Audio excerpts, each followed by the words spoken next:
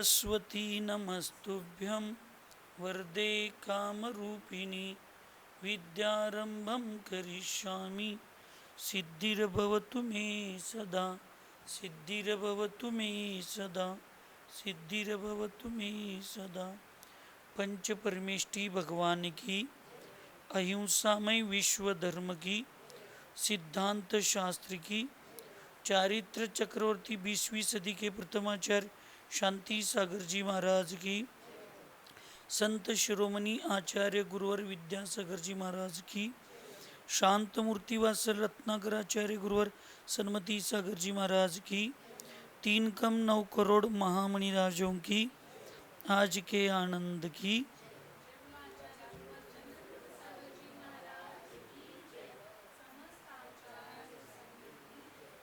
आचार्य भगवंत कल मृत्यु महामोत्सव में पूर्व चर्चा में अंत की आराधना से चिरकाल को हुई सम्यक व्रत नियम रूप आराधना सफल हो जाती है, क्योंकि इसके निमित्त से क्षण मात्र में दीर्घ काल से संचित पाप का नाश हो जाता है।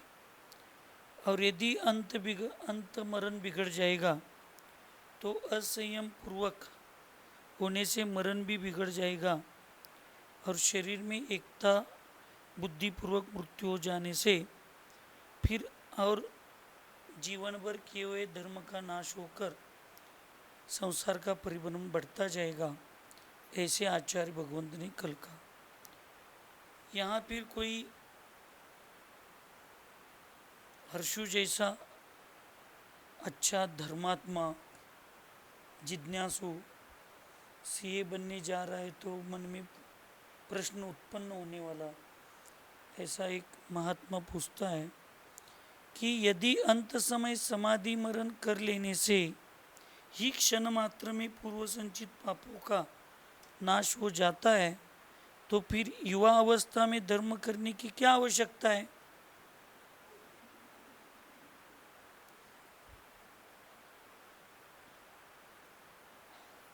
तो उसको आचार्य समाधान करते हैं कि जनवरी में जब एग्ज़ाम होती है तो दिसंबर से ही अभ्यास करना और सीधा जाकर जनवरी में पेपर लिखना।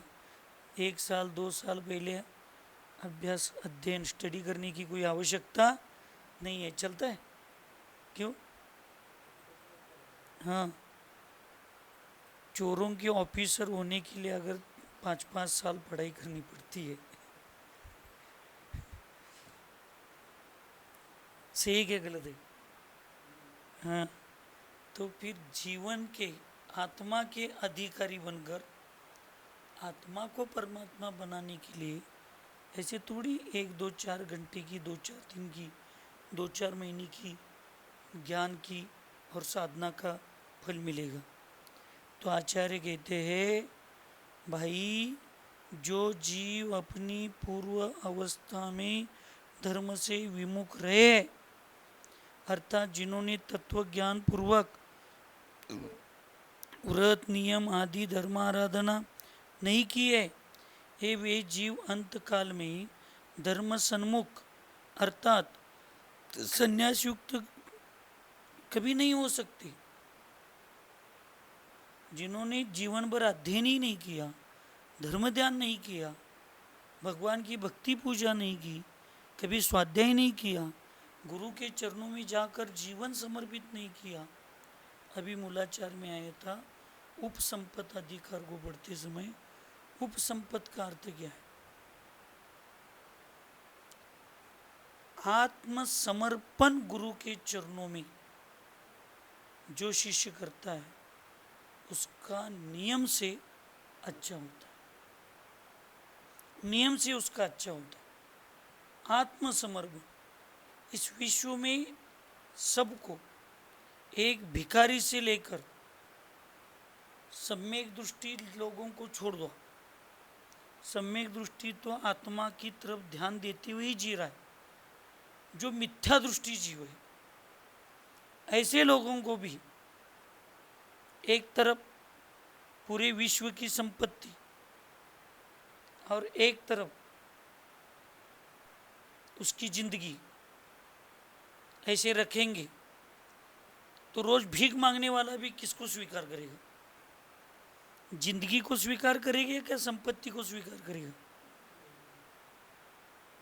क्योंकि आत्मा सर्वश्रेष्ठ है। ऐसे आत्मसमर्पण गुरु के चरणों में होना चाहिए। आज दुनिया इतनी अलग स्थान पर गई है। आज न्यूज़पेपर में एक न्यूज़ आई है, 1972 में शायद भारत और चीन का युद्ध हुआ था, 72 या 62 ऐसे कुछ लिखा है, याद नहीं है। उसमें जो एक रानी 500 किलो सोना, कितना, 500 किलो सोना उस युद्ध के सहयोग के लिए भारत के गवर्नमेंट को दान दिया था। और उस समय जो उनका प्राइवेट जेट था, विमान, वो विमान भी गवर्नमेंट के लिए कुछ दिनों के लिए दिया था। ऐसी महान, वो महान ही है, ऐसे महान व्यक्ति आज कल मर गई, 94 इयर्स ओल्ड मर गई वो रानी। तो उसकी न्यूज़ नीचे यानी फर्स्ट पेज पर सबसे नीचे छोटी सी पेज, छोटी सी न्यूज़ है, गलत समय, संकट के समय में जिस देश को 500 किलो सोना दान देकर विमान को उपयोग में लाने के लिए देने वाले महारानी की न्यूज़ छोटे पेज पर, छोटे स्थान पर है। और हमारा पैसा यानी जनता का पैसा जनता को ही देने वाले और उसमें से कुछ अपने के लिए रख के लेने वाले नेता क्या, ये राजनीति वालों का, उनकी न्यूज़ ऊपर बड़े अक्षरों में। ये आज की दुनिया की रीत है, उसमें अपने को नहीं जाना। एक उदाहरण के रूप में मैं बता रहा हूँ। यानी आज लोगों को सत्य और असत्य, अच्छा सही कुछ समझ में नहीं, गलत कुछ समझ में नहीं आ रहा। तो सबसे बड़ा आत्मा है। एक भिखारी को भी वो कहेगा मैं भूखा रहूँगा लेकिन मेरा आत्मा किसी को दे नहीं सकता, क्योंकि जिंदगी नहीं रहेगी तो सोना लेकर क्या करना। लेकिन हम लोग उसके लिए ही जी रहे। धर्म का काम करने में, दान देने में हमारा मन, हाथ संकुचित होता है। क्यों? हमारे महीने के LIC बीमा के हफ्ते फिक्स है क्या मैडम, अलगुरे मैडम? ये सब फिक्स है, वो सब फिक्स है। हमारा फिक्स है क्या? मंदिर में जाने के बाद 5 रुपये रोज मंदिर में डालेंगे, वो सब फिक्स है। अब वो मिलने वाले किसको है? मरने के बाद बाकी लोगों को मिलने वाला है। और वही 5 रुपये मेरे लिए लगा देते तो मरने के साथ, मेरे साथ, आत्मा के साथ आगे आने वाला है। लेकिन आगे जो हमारे साथ आने वाला है उसके लिए हमारे पास समय भी नहीं है और उसके लिए हमारे पास पैसा भी नहीं। और हम मरने के बाद हमारा नाम कागज पर से भी मिटाने वाले परिवार के लिए हम और उनको एक्स्ट्रा रख कर दे रहे। ये हमारी वास्तविक व्यवस्था है। इसलिए सबसे बड़ा मेरा आत्मा है और मेरा आत्मा का कल्याण ही मेरा सबसे बड़ा कल्याण है। तो ऐसा आत्मसमर्पण गुरु के चरणों में रखते हैं। लोगों को, श्रावकों को, इन मुनि महाराजों को, इन आरिकाओं को, जो भी मुझे पकड़कर मेरे गुरु की अपेक्षा से मुझे और आपके मेरी अपेक्षा से आपको लेकर, देखिए जीवन भर कमाई हुई संपत्ति को, कितने कष्ट से, परिश्रम से कमाई हुई संपत्ति बैंक के लॉकर में रखते हैं। और वहाँ पे कौन कैसा, जिनका नाम मालूम नहीं, जिनका कुछ मालूम नहीं, ऐसे पहरेदार के ऊपर विश्वास रखकर कितना हम अपना धन वहाँ पे रखते और चैन की नींद सोते। यानी किसी के भी हाथ में हम अपनी जीवन की संपत्ति सौंपते हैं और वहाँ की सुरक्षा को समझकर विश्वास रखकर हम घर में आराम से सोते हैं। जो यहीं पड़ा रहने वाला है और जो हमारा आत्मा, जो मैं हूँ, वो अगले पर्याय या अनंत काल तक मैं ही हूँ, वो ही मैं हूँ। उसकी सुरक्षा के लिए धर्म, देव, शास्त्र और गुरु के चरणों में समर्पित करके उनकी सुरक्षा में इस संपत्ति को रखने के लिए हजार मन में विकल्प आते, हजारों विचार। मेरा यहाँ कल्याण होगा का, इनके पास कुछ नहीं, भगवान मुझे क्या दे सकते, स्वयं दूसरों के घर में खाने वाले गुरु मेरे क्या मुझे दे सकते। कितने विकल्प आते, लेकिन बैंक में पैसे रखते समय कभी विकल्प हुआ? यानी हमारी दृष्टि इतनी संकुचित बन गई है। इसलिए आत्मसमर्पण ही पूरा समर्पण, गुरु के चरणों में जीवन समर्पित होना चाहिए। तो ऐसे पूर्वावस्था में जो जीव धर्म से जो विमुक्त है, जिन्होंने कभी तत्व ज्ञान समझा नहीं, व्रत किया नहीं, व्रत नियम किए होंगे तो आगम के अनुकूल तत्व को समझकर किया नहीं,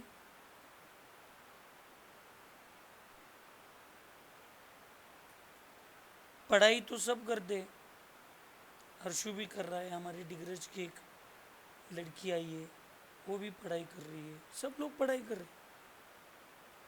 लेकिन पढ़ाई करने की भी एक विधि होती है, विधि के अनुसार समझकर समय पे सब करेंगे तो उसका फल, कम करेंगे तो भी फल मिलता है।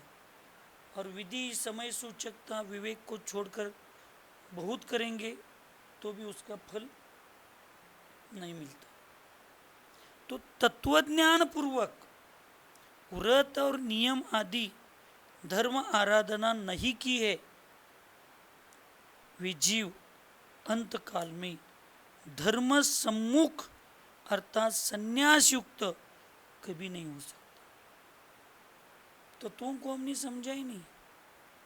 उसमें उपसंपत्ति में बताया था कि उसी समय सुभाषित रत्नमाला या कुछ ग्रंथ का एक मैंने आधार देकर इनको एक गाथा बताई थी। उसमें लिखा, अच्छे ज्ञान का प्रचारक है, ज्ञान बहुत है, तप साधना बहुत है, धर्म प्रभावना बाह्य में बहुत है, सब साथ में है, बस गुरु चरणों में समर्पित और गुरु पर विश्वास, गुरु पर श्रद्धा नहीं है तो सब होते हुए भी वो शून्य है, सब होते हुए भी वो शून्य, उसके पास कुछ नहीं। स्वामी तिन्ही जगाचा आई विना, ये जैसे व्यवहार में है वैसे अध्यात्म में, मोक्ष मार्ग में गुरु के बिना कोई नहीं है। आज हम कितनी बार कह रहे, हमने तो 10 बार बोला होगा, भले ताजमहल इतना भी बड़ा, अगर हॉस्पिटल भी पूरा हो जाएगा तो भी मेरी जिंदगी अधूरी है, क्योंकि गुरु के चरण उसमें नहीं पड़े। अगर मेरे हमने आपने लोगों के निमित्त से बनाया हुआ जो चिकित्सालय है वो झोपड़ी इतना भी क्यों ना हो, अगर उसमें एक बार भी गुरु के चरण बढ़ जाते तो मेरे लिए अमेरिका के व्हाइट हाउस से भी वो बड़ा महल हो जाता। आज पूरी दुनिया मेरे साथ है, फिर भी मैं भिखारी हूँ, अनाथ हूँ। आज इतना बड़ा काम कर रहे, फिर भी हम भिखारी हैं। समय समय पे लगता है गुरु नहीं तो जीवन क्या है, गुरु नहीं तो जीवन क्या है। और हम लोगों को समय समय पे लगता है कब गुरु से दूर हो जाओ, कब गुरु से दूर हो जाओ, कब गुरु से दूर हो जाओ। देखिए, जब तक व्यक्ति जीवन में ठोकर नहीं खाता ना, तब तक उसको अक्ल नहीं आती। ठोकर लगी तो ठीक है, पैर काटने के प्रसंग आएंगे तब पता चलेगा घर में माँ बाप क्या होते हैं और धर्म में गुरु क्या होता है। अभी नहीं पता चलेगा, क्योंकि अभी जवानी का उत्साह है।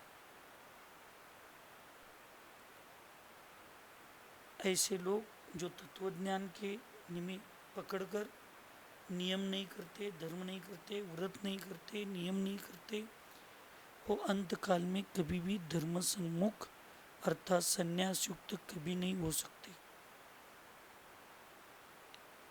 इसलिए एग्जाम के पहले दिन किताब लेने वाला नंबर काटना निकालना तो दूर, वो पास होने की शाश्वती नहीं।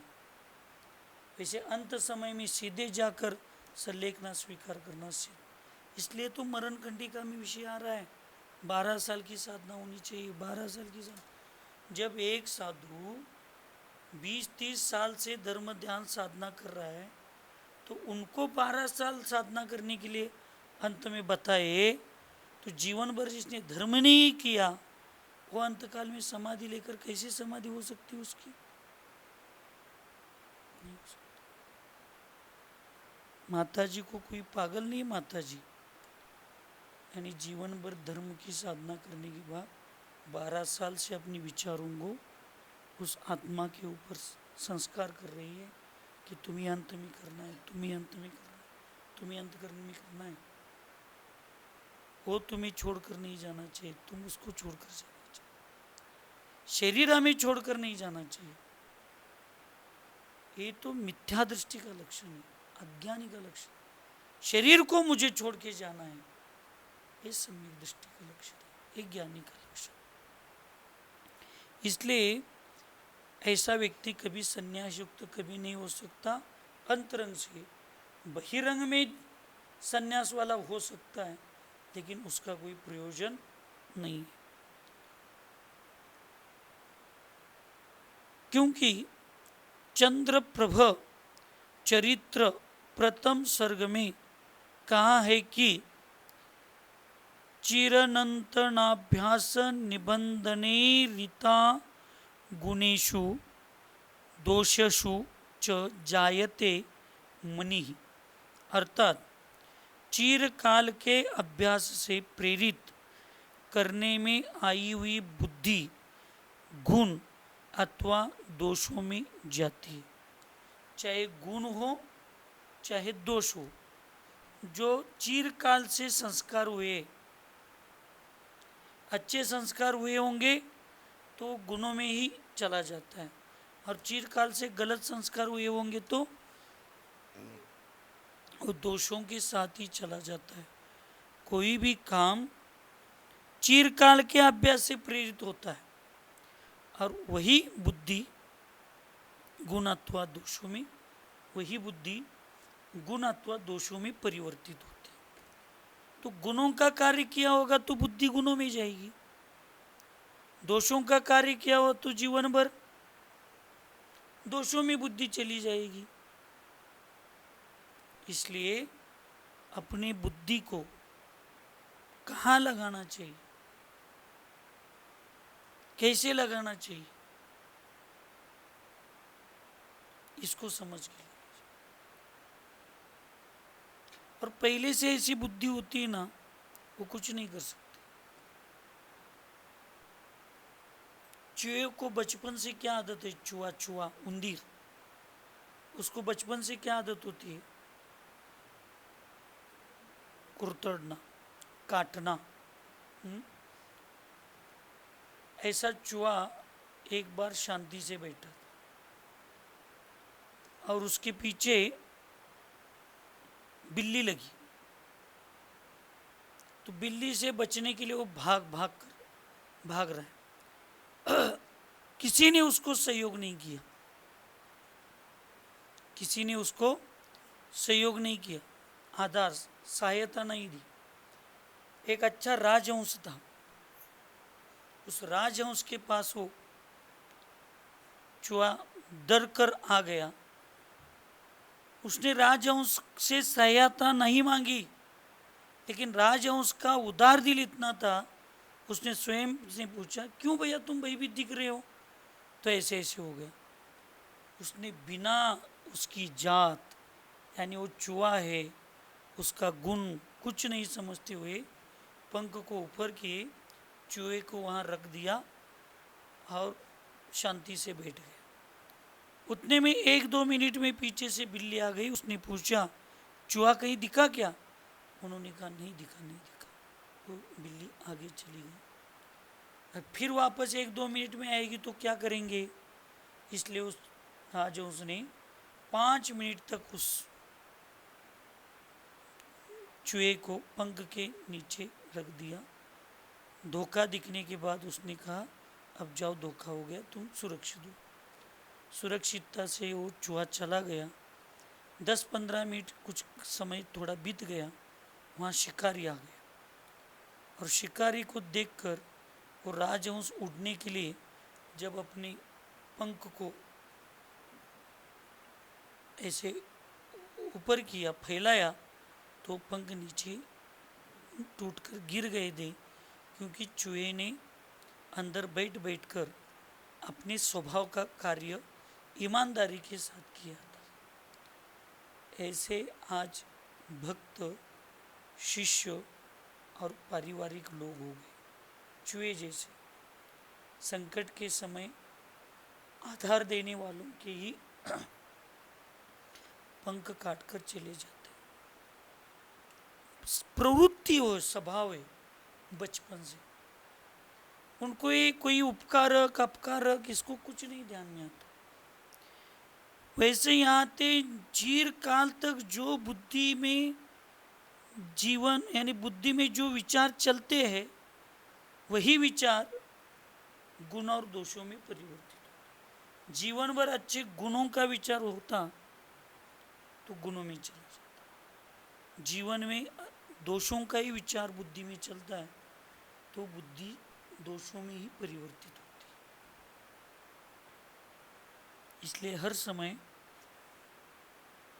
गुण और दोषों का अर्थ समझ कर जीना चाहिए। जो वस्त्र पहले में ही उज्जवल हो तो उसके ऊपर मनपसंद रंग चढ़ जाता है, किंतु यदि वस्त्र पहले से हो मैला हो तो उसके ऊपर कभी रंग नहीं चढ़ सकता। इसलिए समाधि मरण वही धारण कर सकता है जो प्रथम अवस्था से ही धर्म की आराधना में बराबर सावधान रहा है। हाँ, किसी स्थान पर कभी ऐसा भी देखने में आता है कि जिसने आजीवन धर्म सेवन में चित्त नहीं लगाया हो, वह भी अपूर्व विवेक का बल प्राप्त करके समाधि मरण अर्थात संन्यास पूर्वक मरण करके स्वर्गाधिक सुखों को प्राप्त हो गया। लेकिन एक अपवाद है, उसके पूर्व पुण्य का उदय है। ऐसे लोग हैं।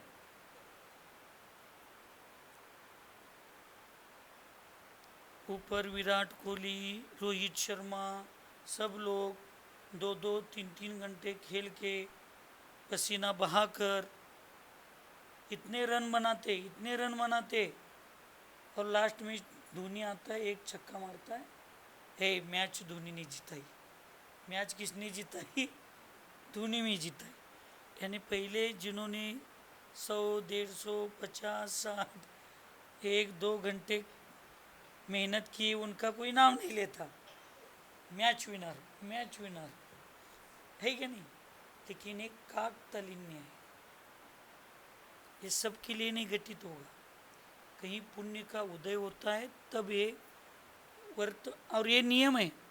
वर्तमान में उसने कुछ जीवन में धर्म नहीं किया, लेकिन पूर्व पर्याय में जरूर उसने धर्म को किया है, धर्म का आधार लिया है, धर्म किया है उसने। क्योंकि आत्मा के ऊपर पूर्व संस्कार हुए बिना वो वर्तमान में एक काम कर ही नहीं सकता। हम लोगों को लग रहा है कि हम 50 साल से देखा इसने कभी धर्म नहीं किया, लेकिन तुम्हारे सामने या तुम्हारे परिवार में उसने पर्याय के रूप में जन्म लिया, उसके पूर्व की पर्याय में वो क्या किया था तुम्हें मालूम है? तब के संस्कार अब उदय में आते। इसलिए कभी ना कभी पूर्व में आत्मा के ऊपर संस्कार हुए होंगे तो ही वह आत्मा एक कार्य कर सकता है, नहीं तो एकदम से नहीं कर सकता। ये नियम से समझ के लेना। इसलिए ऐसे ऐसे कभी प्रसंग देखे जाते हैं, परंतु वह तो काकतालीय न्याय अति कठिन है। काकतालीय न्याय क्या कहता है कि ताड़ वृक्ष से फल टूटकर उड़ते हुए कौवे के मुख में प्राप्त हो जाना जितना कठिन है, उतना ही संस्कारहीन जीवन से समाधि मरण पाना कठिन है। फल टूट गया पेड़ से और जाते जाते कौवे ने उसको पकड़ लिया, ऐसे हर बार होता है क्या? कभी कभी कभी होता है। ऐसे ही यहाँ पे कभी कभी ऐसे जीवों के जीव प्रति ऐसा दिखाई देता है, हर जीव के प्रति नहीं दिखाई देता। इसलिए सर्वज्ञ वीतराग के वचनों में जिसे श्रद्धा है उसे उपरोक्त शंका को अपने चित्त में कदापि स्थान नहीं देना चाहिए। इसलिए सर्वज्ञ वीतराग भगवान के वचनों में जिसकी श्रद्धा है, ऐसा सम्यक दृष्टि जीव जो ऊपर की शंका है हर्षों की, क्या है कि जब अंत में ही समाधि करना है तो जीवन भर धर्म करने की क्या आवश्यकता नहीं है, ऐसे कभी भी शंका मन में नहीं लेना चाहिए। जीवन भर करेंगे तो भी लास्ट में उसका फल पाएंगे। समाधि मरण के इच्छुक पुरुष जहाँ तक बन सके वहाँ तक जिनेश्वर भगवान की जन्मादि तीर्थ भूमियों का आश्रय ग्रहण करे। जो ऐसा न बन सके तो मंदिर अथवा संयमी जनों के आश्रय में रहे। समाधि मरण की इच्छुक पुरुष किनको किनको लगता है समाधि मरण होना चाहिए? सबको लगता है। तो शाह एंड प्राइवेट कंपनी को छोड़कर आत्मा एंड प्राइवेट कंपनी में आना चाहिए। नहीं, यहाँ बताया जो बता, यहाँ क्या बताया है, ऐसे इच्छुक पुरुष जहाँ तक बने सके वहाँ तक जिनेश्वर भगवान की जन्मादि तीर्थ भूमियों का आश्रय ग्रहण करे अथवा अच्छे क्षेत्र, अच्छे साधु संगति में रहना चाहिए। क्योंकि जैसी संगति वैसी मति और जैसी मति वैसे भविष्य की। क्यों बताया आगम में समाधि भक्ति में कि अंत के समय मुझे शास्त्र सुनने का लाभ हो, साधु संगति, अच्छे गुणी लोगों की संगति मुझे मिले, शास्त्र सुनने का मुझे मिले, शास्त्राभ्यास हो, जिन गुण स्तुति संगति सर्वदा। क्यों कहा है? सब आत्मा स्वयं करने वाला है, तो फिर बाह्य में क्यों बताया? आत्मा का भी परमात्मा जो बनता है ना, वो बाह्य संगति के सपोर्ट के बिना नहीं बनता। क्योंकि एक विशिष्ट स्थान तक साधना करने की जो आत्मा में क्षमता होनी चाहिए, उस क्षमता के लिए वज्र वृषभ नारद सहनन जरूरी है, चतुर्थ काल जरूरी है, कर्म भूमि जरूरी है, मनुष्य गति जरूरी है, उच्च कुल जरूरी है, वज्र वृषभ नारद सहनन जरूरी है। नहीं तो फिर आत्मा को परमात्मा बनाने वाला सिर्फ आत्मा आत्मा आत्मा ही उसका है, तो फिर ये बाह्य लक्षण कोई भी बन सकता था। हम तो कहते हैं निगोद और मनुष्य की आत्मा में और भगवान की आत्मा में क्या अंतर है? निश्चय से कुछ अंतर है। तो निगोदी जीव क्यों नहीं परमात्मा बनता? यहाँ आकर ही क्यों बनना चाहिए? क्योंकि संगति अच्छी होनी चाहिए। आत्मा को भी परमात्मा बनना है तो उस पर्याय में उसकी संगति, आत्मा को वज्र वृषभ नारद सहनन जैसा शरीर संगति में चाहिए। देव शास्त्र गुरु को बताने वाला आधार संगति में चाहिए। ये सब के बिना कुछ नहीं होता। इसलिए जो ऐसा न बन सके तो मंदिर यानी आपको तीर्थ भूमियों में जाकर रहने की आपके पास परिस्थिति या माहौल नहीं है तो मंदिर अथवा संयमी जनों के आश्रय में रहे। आश्रम में ऐसा नहीं कहा, आश्रय में रहे। संन्यास अर्थी तीर्थ क्षेत्र को जाते समय सभी से क्षमा याचना करे तथा स्वयं भी मन वचन काय पूर्वक सबको क्षमा करे। ऐसे मुमुक्षु जीव जिसको मोक्ष की अभिलाषा है, समाधि की इच्छा करते हैं, वो ऐसे तीर्थ क्षेत्रों में जाकर अपनी समाधि की साधना करना है या साधु संतों के संग में उनके आश्रय में रहने के लिए जाना है तो सबसे क्षमा मांगना चाहिए और सबको क्षमा करना चाहिए। कैसे? ऊपर ऊपर से, जैसे मन वचन काय से। अंत समय में क्षमा करने वाला संसार का पारगामी होता है और वैर विरोध रखने वाला अर्थात क्षमा न रखने वाला अनंत संसारी होता है। अंत में सब जीवों को क्षमा करने वाला जो जीव होता है वो संसार को पार करने वाला होता है और जो जीव अंत में भी वैर को भूलता नहीं, क्षमा भाव धारण करता नहीं, वो अनंत संसारी होता है, अनंत संसार को करता है।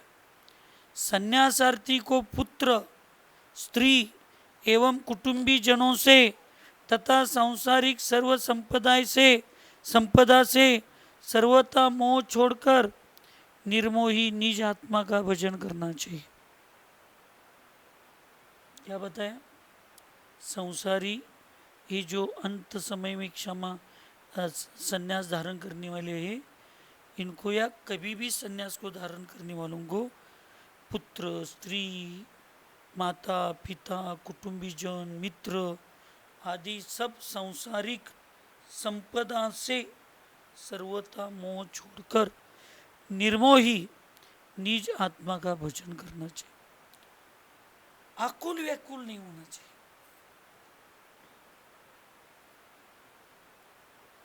जो सामने वाले मेरे सब बैठे हैं, इनके अच्छाई में मुझे जितना आनंद होता है, समझ रहे क्या? ध्यान समझ में आ रहा है? आप सामने जितने मेरे लोग बैठे, इनके अच्छाई में मुझे जितना आनंद हो रहा है, करना नहीं चाहिए वो बात की बात है, फिर भी व्यवहार में, और सामने वाले के बुराई में, बुरे दिनों में मुझे जितना दुख हो रहा है उतना ही दुख अगर परिवार वालों के प्रति या उतना ही आनंद परिवार वालों के प्रति कुछ अच्छा हो गया और कान पर वो बात आ गई तो उतना ही आनंद अथवा उतना ही दुख होगा, तो हमारा संन्यास ठीक है, हमारा संन्यास मार्ग ठीक है। नहीं तो दुनिया उधर जल रही है तब तो कर्म का उदय क्या कर सकते हैं? कर्म का उदय क्या कर सकते हैं? और पारिवारिक कोई विषय घटना दुर्घटना समझ में आ गई तो आंखों से पानी आ रहा है, चित्त विकल्प हो रहा है। नहीं, सबके प्रति एक जैसा भाव होना चाहिए।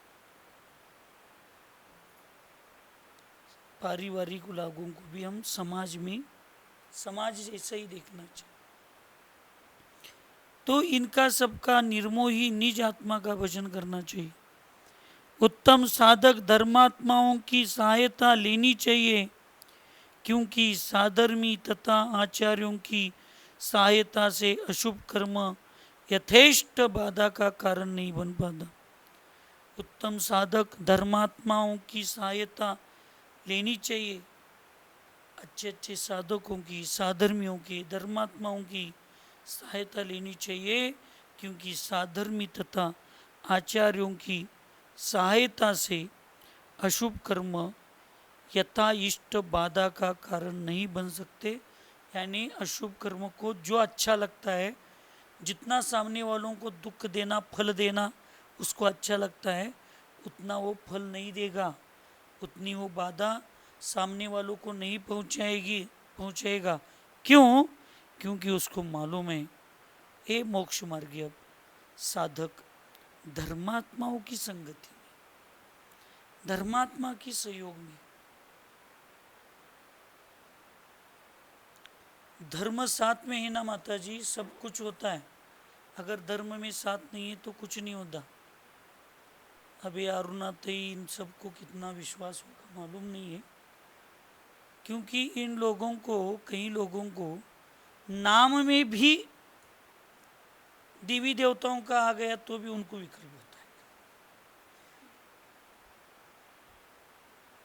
है। नाम में भी कुछ आ गया सामने वाले के तो भी उनको विकल्प होता है। आर नाम चेंज करो, नाम चेंज करो, नाम नाम है। जब राम, लक्ष्मण और सीता तीनों ने राज्य का त्याग करके धर्म तीर्थ यात्रा के लिए वो निकले, और भरत पीछे पीछे जल्दी तुरंत ना आ जाए, इसलिए उन्होंने ऐसा सोचा कि जितना हो उतना अपन अयोध्या नगरी के बाहर जाकर ही, यानी उसकी जो एरिया है उसके बाहर जाकर ही विश्राम करेंगे, तब तक हम कहीं नहीं रुकेंगे। ऐसे चलते गए, सीता को भूख लगी है, प्यास लगी है, सब कुछ हो रहा है, फिर भी वो चलते गए, बहुत दूर तक चलते गए। और इतने दूर तक चलने के बाद भी राम कहा नहीं आगे अभी चलो। अब सीता कहती है मेरी जान जा रही है, अब मुझे पानी चाहिए, मुझे भोजन चाहिए। तब एक पेड़ के नीचे वो बैठते, एक पेड़ के नीचे बैठते। ध्यान रखिए, ऐसे जंगलों में वन देवताएं रहती है, उसकी सुरक्षा करने वाले भी देव देवियां हैं, आगम में लिखा है। इसलिए कोई आप सम्यक दृष्टि है, वीतराग भगवान की पूजा करते हैं, इसका मतलब अदत्ता दानम स्तेयम, इसको भूल कर नहीं चलेगा कि किसी की भी जगह पर कभी जाकर कहीं पे भी हम बैठेंगे, लेटेंगे, सोएंगे, नहीं चलता। लेकिन वो थक कर बैठ गए, तब वो वन देवता जो उस पेड़ की रक्ष देवता जो है, वो अपने गुरु देवता के पास जाती है। वो कहते हैं कोई अनजानी व्यक्ति, अनजाने लोग, 3 लोग हैं और उसमें एक महिला भी है, ऐसे अनजाने अपरिचित लोग वहाँ पे आए हैं, अब मुझे क्या करना चाहिए? तो देव है, अवधि ज्ञानी था, उसने अवधि ज्ञान लगाया और कहा वो बहुत महापुरुष है, वो बहुत बड़े पुरुष है, उनकी तुम्हें जितनी होगी उतनी सेवा करनी चाहिए। कौन सेवा कर रहा है? देव। किसकी सेवा कर रहा है? मनुष्यों की। ऐसा कोई उस समय नहीं लिखा है कि राम भी पंचम गुणस्थान वर्ती थे, प्रतिमाधारी थे, चतुर्थ गुणस्थान वाली थे, ऐसे भी हो सकता है। तो उनके श्रावकों की सेवा करने के लिए उस देवों ने उस देव को आदेश दे दिया, और वहाँ पे इतना अच्छा नगर बसाए उस देव ने, और उस नगर को में अच्छे आसनों का व्यवस्था करके वहाँ पे उस देवों ने उसको राम, लक्ष्मण, सीता को वहाँ आश्रय दे दिया, और उनकी खूब अच्छे से सेवा की, उनको खाने पीने में सहयोग किया, जीवन जीने में सहयोग किया। धर्म साथ में है, परिणाम साथ में है, पुण्य है तो जंगल में भी हम राजा है, और पाप कर्म का उदय है तो अपने भी अपने कब शत्रु बन जाएंगे, इसकी गारंटी। ये सब करने वाले साधर्मियों की संगति के निमित्त से सेवा करने वाले देव होते, आदर करते, विनय करते। इसलिए हमने आपसे कहा था कि आपने इस कमरे में आए तब क्षमा याचना की इतनी आप भगवान के सामने रोज जब तक सामर्थ्य था तब तक आप सुबह 3 बजे 3:15 जाकर वहाँ पे 3-3 4-4 घंटे साधना प्रतिक्रमण जाप्य मालाएं भक्तियाँ करते बैठे। जब तक सामर्थ्य था तो दोपहर में भी उपवास के दिन 9 बजे जाकर बैठते तो 12-12 1-1 2-2 बजे तक आपने सब किया। इतनी साधना चारों तरफ से आपने आपकी जीवन में सच्चे देव शास्त्र गुरु को इतना अच्छा कवच कुंडल बनाया। वो कर्म भी सोचते भैया एक स्त्री होकर इतना सब कर रही है, इतने देव शास्त्र गुरु के आश्रय से समाधि को उसने स्वीकार किया है। अब मेरे कुछ भी मेरे शत्रुता हो या इनके प्रति मेरा कुछ द्वेष भाव हो तो मुझे छोड़ना चाहिए, नहीं तो कभी कभी ईर्ष्या होती है। देखिए अहम भाव एक बहुत बड़ी चीज़ है, वो किसी को नहीं छोड़, किसी को नहीं छोड़ता।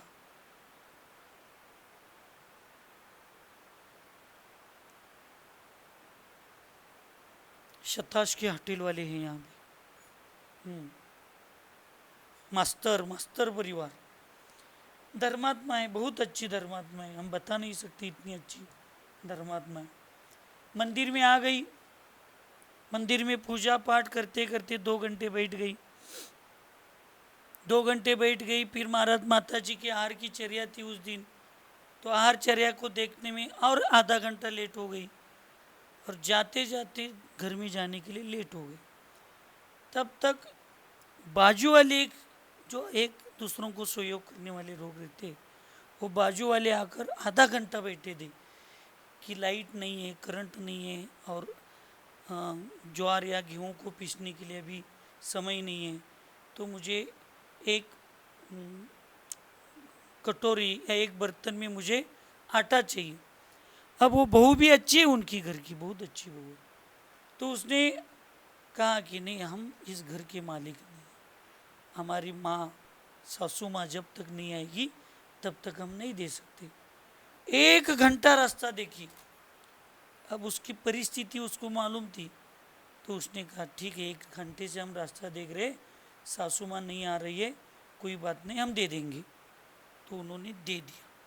ये बेचारी 1 घंटा नहीं आई और बिल्कुल वो बर्तन भर के आटा दे दिया, वो सीढ़ियाँ उतर रही थी तब तक आ गए। क्या क्या लेकर जा रही है?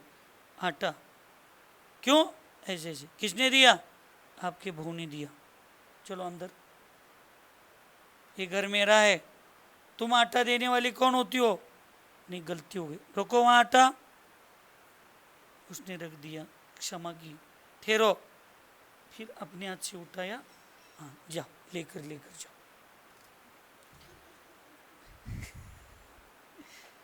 अब बहू ने दिया क्या, मुझ नहीं दिया क्या, क्या फर्क क्या है? लेकिन नहीं, वो कभी कभी ऐसे भाव होते हैं कि घर मेरा है तो इस आटे को कौन देना चाहिए? मुझे ही देना चाहिए। ना उसमें से 1 चम्मच कम किया, ना बढ़ाया, ना उसमें कोई चेंज, कुछ नहीं, लेकिन मेरे हाथ से देने के बाद हाँ ये मेरा है, लेकर जाओ। ऐसे कहीं कहीं देवों में अहम भाव निर्माण होता है। ठीक है, सामने वाला व्यक्ति बहुत अच्छा है, समाधि कर रहा है, धर्मात्मा है, परमात्मा बनने के लिए जा रहा है, सब ठीक है, उसने मुझे इतने दुख दिए, मैं थोड़ा तो दुख दूंगा ही। ऐसे देवों में भी ईर्ष्या उत्पन्न होती है कभी कभी बात, और वो फिर समाधिस्थ या ऐसे लोगों को जीवों को भी परेशान करने आता है। लेकिन जितने पहले भाव उसके खराब थे, शत्रुता थी, ईर्ष्या थी, उतने खराब भाव, उतने ईर्ष्यालु भाव अब नहीं रहते। बस वो अपने मन की तसल्ली के लिए, अब उसके निमित्त से मुझे इतने कष्ट उठाने पड़े तो थोड़ा तो मैं कष्ट दूंगा, ऐसी भावना से वो देता है।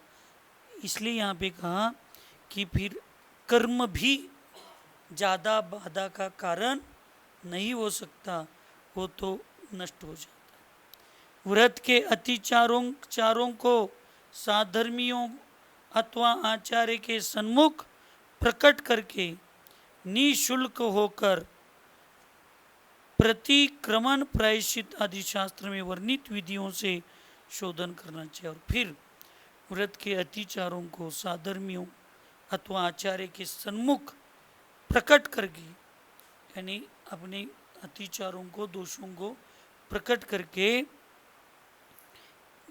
निश्चित होकर प्रतिक्रमण प्रायश्चित आदि शास्त्र में वर्णित है उस विधि से शोधन करना चाहिए, अर्थात उसमें अपने जीवन को निर्मल बनाना चाहिए, आत्मा को निर्मल बनाना चाहिए। इसमें कभी भी ये शब्द नहीं आया कि साधर्मियों को छोड़कर अन्य के पास। अब साधर्मी यानी कौन होता है? जाति की अपेक्षा से जैनों का साधर्मी हो सकता है, लेकिन सब जगहों नहीं लगा सकते। व्रतों की अपेक्षा जिस व्रत का पालन मैं करता हूँ उसी व्रत का पालन जो करता है या उससे थोड़े ऊंचे व्रत का पालन करता है उसको ही हम साधर्मी कह सकते, अन्य को नहीं। सधर्मी जो मेरे जैसा ही धर्म का पालन कर रहा है वो साधर्मी है। जन्म से जय नहीं तो हम साधर्मी नहीं है। गुणों से साधर्म होना चाहिए, एक जैसा दिखना चाहिए।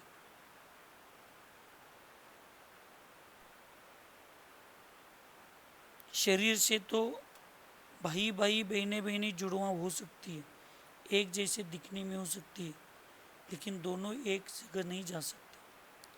लेकिन अलग अलग स्थान के होते हुए भी गुणों में एक जैसा होता है,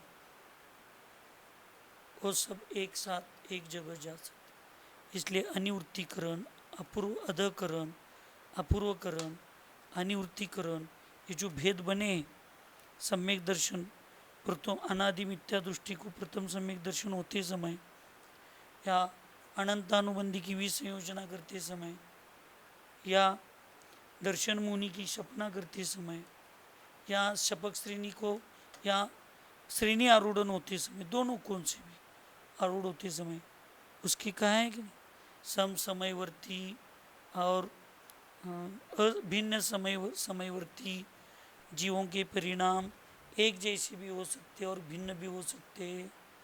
फिर आगे जाएंगे तो सम समयवर्ती जीवों के परिणाम समान रह सकते हैं, लेकिन भिन्न समयवर्ती जीवों के परिणाम भिन्न भी रह सकते हैं और समान भी रह सकते हैं। अपूर्वकरण और अनिवृत्तिकरण, सम समयवर्ती जीवों के परिणाम समान ही रहेंगे, भिन्न समयवर्ती जीवों के परिणाम भिन्न ही रहेंगे। इसको क्या कहते हैं? अनिवृत्तिकरण कहते हैं। ऐसे पढ़ा था एक बार में, ऐसा ही है ना, ज़्यादा कुछ उसका है नहीं। स्वाध्याय के प्रति ज़्यादा थोड़ा कमज़ोर हूँ मैं।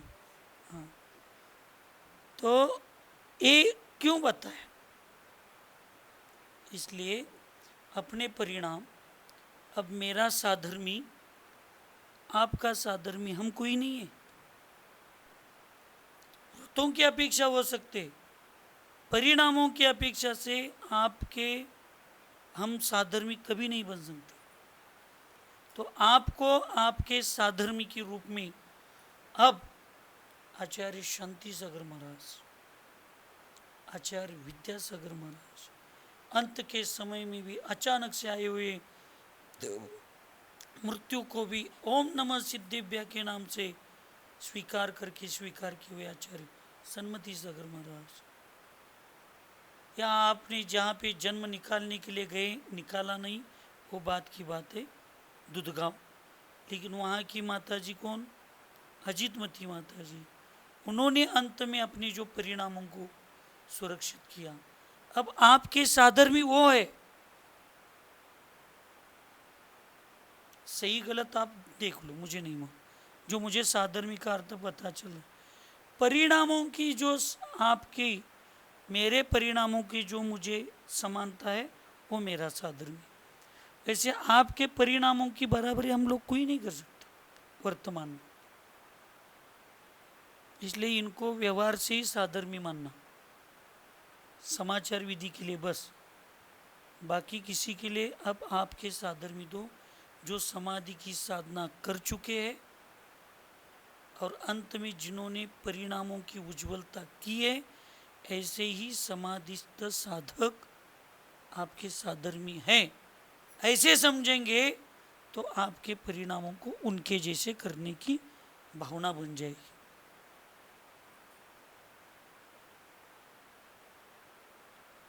तो ऐसे साधर्मियों के परोक्ष रूप से परिणामों की और आपके परिणामों की इतना अच्छा तंतोतंत मिला बैठते कि एक क्षेत्र और एक परमाणु इतना भी आगे पीछे ना होते हुए आपके परिणाम आचार्य भगवान शांति सागर महाराज, आचार्य भगवान विद्यासागर जी महाराज, आचार्य भगवान सन्मति सागर जी महाराज, या हमारे सुख सागर महाराज, या अजितमती माता जी आर्य का, जिनका आदर्श अंतिम शिष्य आचार्य भगवान शांति सागर महाराज जी की, ऐसे उच्च कोटि के साधकों ने जो इस काल में भी उत्तम समाधि को, कायिक और काशायिक दोनों प्रकार के समाधि को स्वीकार करके उसको सिद्ध करके दिखा दिया और अपने आत्मा को सिद्ध करके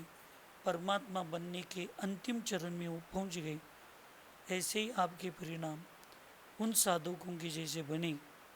वो जहाँ पे है वहीं पे आपका गमन हो जाए और भविष्य में आते समय उनके साथ आप इधर आकर सब लोग साधर्मी बनकर ही एक साथ सिद्धशिला पर विराजमान हो। इसी मंगलमय भावना के साथ सुखी रहे सब जीव जगत में, कोई कभी न घबरावे, वही पाप अभिमान छोड़ जग, नित्य नए मंगल गावे। ओम नमः। सबको क्षमा, सबसे क्षमा।